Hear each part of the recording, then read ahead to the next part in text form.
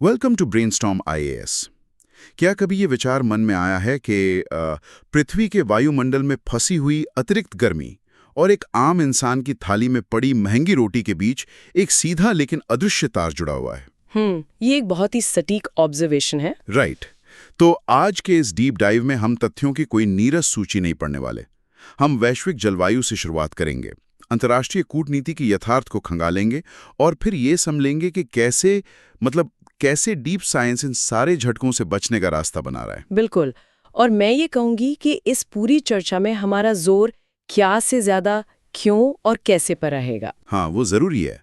क्योंकि जब हम अलग अलग विषयों को, चाहे वो कोई नई सरकारी योजना हो या भौतिक विज्ञान की खोज, एक साथ रख के देखते हैं ना, तो एक बहुत ही स्पष्ट तस्वीर उभरती है। आज दुनिया का कोई भी कोना अलग थलग नहीं है। सही कहा। तो शुरुआत करते हैं उस बड़े विषय से जो शाब्दिक अर्थों में पूरे ग्रह के थर्मोस्टेट को कंट्रोल कर रहा है।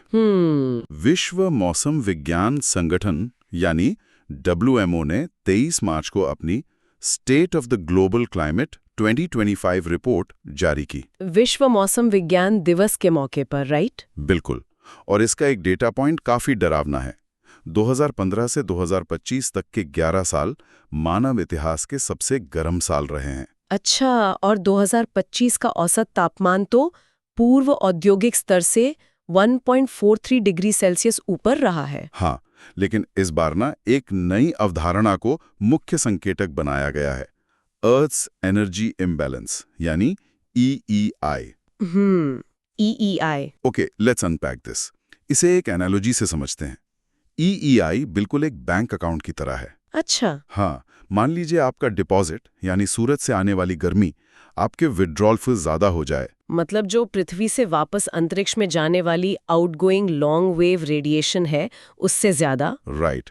तो अगर डिपॉजिट ज्यादा है और विड्रॉल कम, तो आपके अकाउंट में हीट बैलेंस लगातार बढ़ता ही जाएगा। क्या बात है! ये बैंक अकाउंट वाला उदाहरण ना पॉजिटिव EEI की भौतिकी को समझने का सबसे सरल तरीका है ना? हाँ। पॉजिटिव EEI का मतलब ही यही है कि पृथ्वी का सिस्टम जितनी ऊर्जा बाहर छोड़ रहा है, उससे कहीं अधिक वो सोख रहा है। लेकिन यहाँ मुख्य सवाल ये है कि ये आउटगोइंग रेडिएशन यानी विड्रॉल कम क्यों हो रहा है? इसका सीधा संबंध ग्रीनहाउस गैसों से है। वो गैसें एक कंबल की तरह काम कर रही हैं जो गर्मी को बाहर जाने से रोकती हैं। और देखो, इसमें एक दिलचस्प विरोधाभास भी है। कैसा विरोधाभास? हवा की गुणवत्ता में सुधार के कारण एरोसोल उत्सर्जन में जो कमी आई है ना, उसने भी पृथ्वी को गर्म करने में योगदान दिया है। क्योंकि एरोसोल सूरज की रोशनी को वापस अंतरिक्ष में रिफ्लेक्ट करते थे। ओह, मतलब प्रदूषण कम होने का ये एक साइड इफेक्ट है। बिल्कुल। इसके अलावा बादलों और समुद्री बर्फ के पिघलने से पृथ्वी का एल्बिडो भी कम हो गया है। तो मतलब पृथ्वी लगातार गर्म हो रही है। और इस हीट बैलेंस को सुधारने के लिए हमें जीवाश्म ईंधन से दूर जाना होगा। सही बात है। लेकिन विडंबना देखिए कि आज भी हमारी पूरी अर्थव्यवस्था उसी तेल और प्राकृतिक गैस पर टिकी है। और ये निर्भरता हमें सीधे मिडिल ईस्ट के भू राजनीतिक संकटों से जोड़ देती है, जो इस वक्त बारूद के ढेर पर बैठे हैं। बिल्कुल। अब होर्मुज जलडमरू मध्य को ही ले लीजिए, ईरान और ओमान के बीच का वो चोक पॉइंट। वहां से 80% से अधिक तेल और LNG एशियाई बाजारों में आता है। और ये केवल तेल तक सीमित नहीं है, जो कि एक आम धारणा है। अच्छा, और क्या है? कतर में उत्पादन बाधित होने से हीलियम की ग्लोबल सप्लाई चेन टूट गई है। हीलियम मतलब गुब्बारों वाली गैस? अरे नहीं, हीलियम सिर्फ गुब्बारों के लिए नहीं है। ये सेमीकंडक्टर चिप्स बनाने और MRI मशीनों के लिए जो सुपर कंडक्टिंग मैग्नेट्स होते हैं ना, उन्हें ठंडा रखने के लिए बहुत जरूरी है। ओह, ये तो पता ही नहीं था। और तो और खाड़ी देश यूरिया और अमोनिया जैसे उर्वरकों का केंद्र है। भारत LNG का भारी आयात करता है, जिसका इस्तेमाल सीधे हमारे उर्वरक कारखानों में होता है। इसका मतलब है कि अगर हॉर्मुज में एक जहाज भी रुकता है तो उसका सीधा असर भारत के खेतों में खाद की कमी के रूप में दिखेगा। और फिर खाद्य मुद्रास्फीति बढ़ेगी। जब तेल महंगा होता है तो महंगाई बढ़ती है और विकास दर गिर जाती है। इसी को तो अर्थशास्त्र में स्टैगफ्लेशन कहते हैं ना? हाँ, स्टैगफ्लेशन। ये केंद्रीय बैंकों के लिए सबसे बुरा सपना होता है। वो कैसे? क्योंकि देखो, अगर महंगाई बढ़ती है तो बैंक ब्याज दरें बढ़ा देते हैं, और अगर विकास दर गिरती है तो दरें कम कर देते हैं। लेकिन स्टैगफ्लेशन में दोनों समस्याएं एक साथ होती हैं। अगर महंगाई रोकने के लिए दरें बढ़ाई तो पहले से ही धीमी अर्थव्यवस्था सीधे मंदी में चली जाएगी। तो ऐसे वृहद आर्थिक झटकों से निपटने के लिए देशों के बीच गहरा सहयोग चाहिए। बिल्कुल चाहिए। लेकिन विश्व आर्थिक मंच का ग्लोबल कोऑपरेशन बैरोमीटर 2026 कुछ और ही कह रहा है। क्या कह रहा है? रिपोर्ट के मुताबिक दुनिया अब WTO जैसी बहुपक्षीय कूटनीति से दूर होकर मिनीलैटरल कूटनीति की ओर बढ़ रही है। अच्छा, जैसे अंकारा घोषणा? हाँ बिल्कुल, जहां तुर्की ने इथियोपिया और सोमालिया के बीच मध्यस्थता की। लेकिन यहाँ मेरा एक सवाल है। पूछिए। क्या ये मिनीलैटरलिज्म सिर्फ बड़ी शक्तियों की गुटबाजी का एक नया और फैंसी नाम नहीं है? मतलब क्या ये WTO जैसी संस्थाओं की विफलता को ढकने का एक बहाना मात्र नहीं है? सतही तौर पर आपको ये केवल गुटबाजी लग सकती है, लेकिन अंतर्राष्ट्रीय संबंधों के यथार्थवाद के नजरिए से देखें तो ये एक तार्किक कदम है। कैसे? बहुपक्षीय संस्थाएं फेल इसलिए हो रही हैं क्योंकि 190 से अधिक देशों के हितों को एक बिंदु पर लाना अब लगभग असंभव है। सबकी अपनी प्राथमिकताएं हैं। राइट। तो जब कोई वैश्विक नियम नहीं बन पाता तो देश इंटरेस्ट बेस्ड कॉलिशन बना लेते हैं। वे गुटबाजी नहीं कर रहे हैं, वे बस गतिरोध को तोड़कर काम पूरा करने का रास्ता निकाल रहे हैं। अच्छा, मतलब कूटनीति का विकेंद्रीकरण हो रहा है। बिल्कुल। लेकिन जब दुनिया ऐसे छोटे गुटों में बट रही हो तो नक्शा भी तनाव के नए केंद्रों से भर जाता है। वर्तमान संघर्षों की मैपिंग के लिहाज से कुछ स्थान परीक्षा के लिए बेहद संवेदनशील हैं। हाँ, जैसे नेगेव रेगिस्तान में इजराइल का डेमोना और ईरान का नातांज, और साउथ पार्ट्स गैस क्षेत्र भी। राइट। इन स्थानों की रणनीतिक अहमियत ही पूरी भू राजनीति को आकार दे रही है। डिमोना केवल एक सुविधा नहीं है, ये इजराइल का अघोषित परमाणु शस्त्रागार है। और नातांज ईरान की मुख्य यूरेनियम संवर्धन सुविधा है, जिसे हवाई हमलों से बचाने के लिए पहाड़ों के नीचे गहराई में बनाया गया है। और वो जो साउथ पार्ट्स है वो तो ईरान और कतर के बीच है ना? हाँ, साउथ पार्ट्स दुनिया का सबसे बड़ा प्राकृतिक गैस क्षेत्र है। मतलब इन दोनों देशों के आर्थिक हित भौगोलिक रूप से जुड़े हुए हैं। और लिबनान गए लितानी नदी, वो ऐतिहासिक रूप से हिजबुल्लाह और इजराइल के बीच एक बफर जोन का काम करती है। इसी नदी के पास टायर शहर स्थित है, जो यूनेस्को विश्व धरोहर होने के बावजूद सैन्य कार्यवाहियों की चपेट में है। तो जब अंतर्राष्ट्रीय सीमाएं इतनी अस्थिर हों और सप्लाई चेन कभी भी टूट सकती हो, तो घरेलू अर्थव्यवस्था को शॉक प्रूफ बनाना ही एकमात्र विकल्प है। बिल्कुल। Here's where it gets really interesting.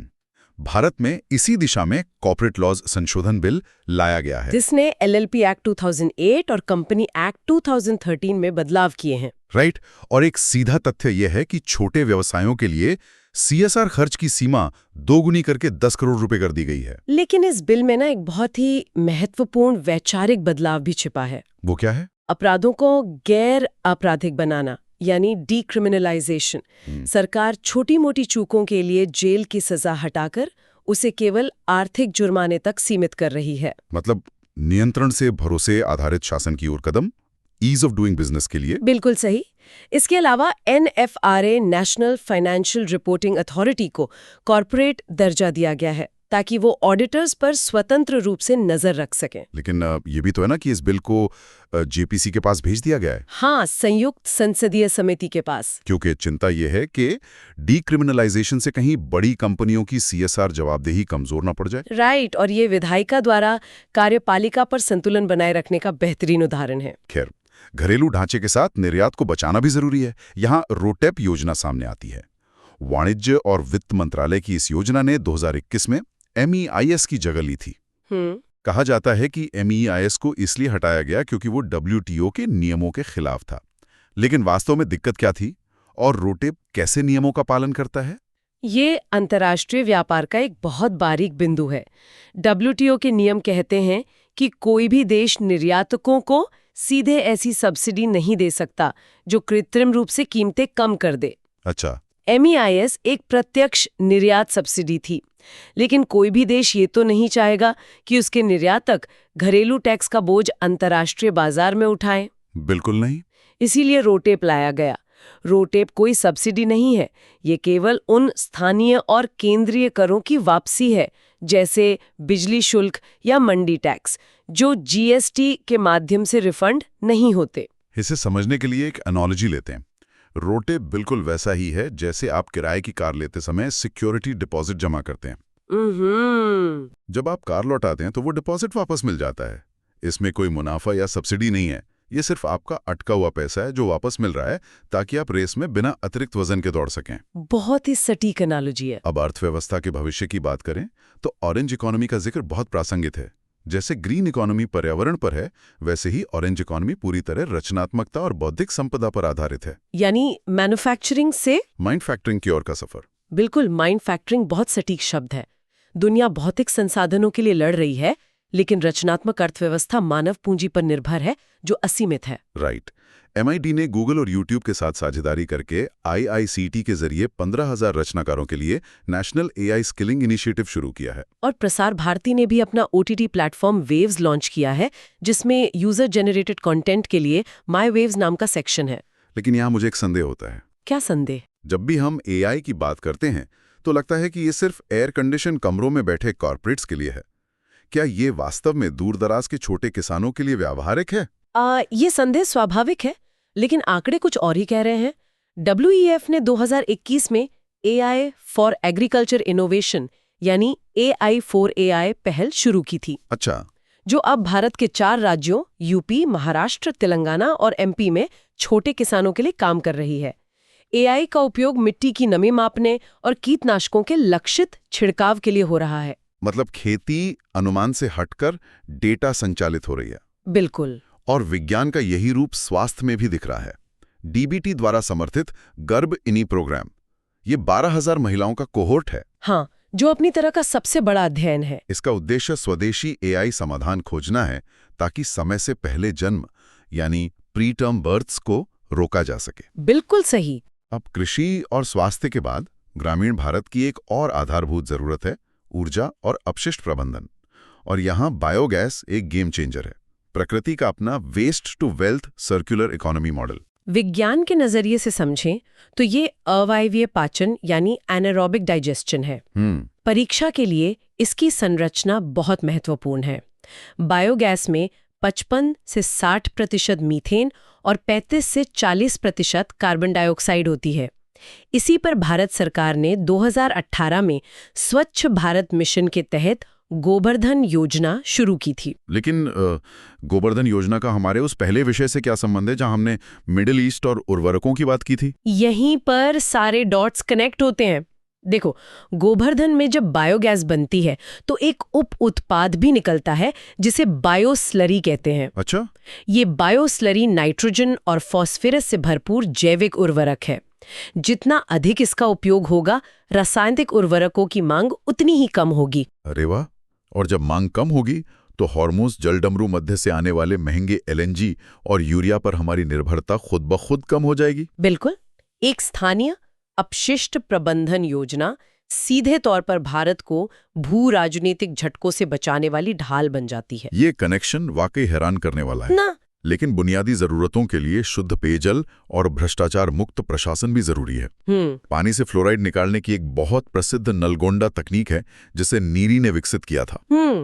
जिसमें एल्यूमिनियम, लवण, चूना और ब्लीचिंग पाउडर इस्तेमाल होता है। So what does this all mean? अगर ये तकनीक इतनी पुरानी, जांची परखी और सस्ती है तो सरकार अब इसका पुनर्मूल्यांकन क्यों कर रही है? क्योंकि विज्ञान कभी स्थिर नहीं रहता। आज भूजल की केमिस्ट्री बदल रही है, प्रदूषक बढ़ रहे हैं, पुरानी तकनीकें एक सीमा तक ही काम कर सकती हैं। मतलब हमें RO या नैनो फिल्ट्रेशन जैसी नई तकनीकों की जरूरत पड़ सकती है। राइट। और जिस तरह पुरानी तकनीकों को अपडेट करना पड़ता है, वैसे ही भ्रष्टाचार से लड़ने वाले कानूनी तंत्र को भी। हाँ, जैसे 2021 में बना ग्लोब नेटवर्क। ये 2020 की रियाद पहल पर आधारित भ्रष्टाचार विरोधी संस्थाओं का अंतर्राष्ट्रीय नेटवर्क है। भारत की CBI और ED इसके सदस्य हैं। क्योंकि जब वित्तीय अपराध सीमा पार होते हैं तो कानून प्रवर्तन भी सीमा पार होना चाहिए। बिल्कुल। अब तकनीक की बात करते हुए हमें भौतिक विज्ञान की उस सीमा का भी जिक्र करना चाहिए जो ऊर्जा का भविष्य बदल रही है, सुपर कंडक्टिविटी, अतिचालकता, जिसे डच भौतिक विज्ञानी हेके कामरलिंग ओनेस ने खोजा था। जहां विद्युत प्रवाह बिना किसी प्रतिरोध के बहता है। हाँ, लेकिन इसकी सबसे बड़ी चुनौती हमेशा तापमान रही है। पर हाल ही में शोधकर्ताओं ने प्रेशर क्वेंचिंग तकनीक का इस्तेमाल करके प्रेशर क्वेंचिंग, हाँ, अत्यधिक उच्च दबाव डालकर उन्होंने 18 डिग्री सेल्सियस पर अतिचालकता प्राप्त करने का दावा किया है। अगर ये कमर्शियल हो जाए तो हमारे पावर ग्रिड का नुकसान 0 हो जाएगा। और इसके साथ एक जादुई घटना भी जुड़ी है, माइजनर इफेक्ट। जब कोई सामग्री सुपर कंडक्टर बनती है तो वो बाहरी चुंबकीय क्षेत्रों को बाहर धकेल देती है, जिसका सबसे स्पष्ट उदाहरण मैग्लेव ट्रेनें हैं। बिल्कुल। ये ट्रेनें पटरियों को छूती नहीं हैं, चुंबकीय विकर्षण के कारण हवा में तैरती हैं, जिससे घर्षण खत्म हो जाता है। बिना घर्षण की गति। लेकिन जब तकनीक नियंत्रण से बाहर हो जाती है तो आपदाएं आती हैं, और ऐसी स्थितियों के लिए 23 जनवरी को सुभाष चंद्र बोस आपदा प्रबंधन पुरस्कार घोषित किए जाते हैं। ये इस बात का रिमाइंडर है कि नीतियां तभी सफल होती हैं जब लोग निस्वार्थ भाव से काम करें। बिल्कुल सही। आज की ये चर्चा वास्तव में बहुत कुछ सोचने पर मजबूर करती है। हमने ऊर्जा संतुलन से शुरुआत की, मिडिल ईस्ट के चोक पॉइंट्स देखे, रोड टेप समझा और सुपर कंडक्टिविटी तक की यात्रा की। लेकिन इस सब के बीच एक विचार जो मुझे सबसे ज्यादा हिट कर रहा है वो ये है कि हम सुपर कंडक्टर से बिना ऊर्जा खोए बिजली दौड़ाने की कगार पर हैं, एआई से खेती संभाल रहे हैं। राइट। लेकिन हमारी इंसानी व्यवस्थाएं जैसे WTO या कॉर्पोरेट कानून, क्या वो इतनी तेजी से बदल रही हैं इस दुनिया को संभालने के लिए पर्याप्त रूप से सुपर कंडक्टिंग है? या वो अभी भी पुरानी नौकरशाही और गुटबाजी के रेजिस्टेंस यानी प्रतिरोध से जूझ रही हैं? ये प्रशासनिक तैयारी करने वाले हर व्यक्ति के लिए एक अत्यंत गहरा और विचारोत्तेजक प्रश्न है। तकनीकी नवाचार और संस्थागत ढांचे के अनुकूलन की गति के बीच का ये अंतर ही भविष्य की सबसे बड़ी चुनौती है। और यही चुनौती हमें लगातार सीखने के लिए प्रेरित करती है। बिल्कुल। आज की इस विस्तृत चर्चा में हमने जितने भी वैज्ञानिक तंत्र और नीतियां समझी हैं, उनकी गहरी समझ को परखने का समय आ गया है। इस पूरे विश्लेषण पर आधारित एक विशेष क्विज हमारे टेलीग्राम चैनल पर उपलब्ध है। जो भी उम्मीदवार अपनी तैयारी को धार देना चाहते हैं वे इसे जरूर हल करें। टेलीग्राम चैनल का लिंक नीचे डिस्क्रिप्शन बॉक्स में दिया गया है। यह सिर्फ तथ्यों की जांच नहीं है, बल्कि आपके डॉट्स कनेक्ट करने की क्षमता का परीक्षण है। आज हमारे साथ जुड़ने के लिए बहुत बहुत धन्यवाद। पढ़ते रहें, चिंतन करते रहें और सुरक्षित रहें।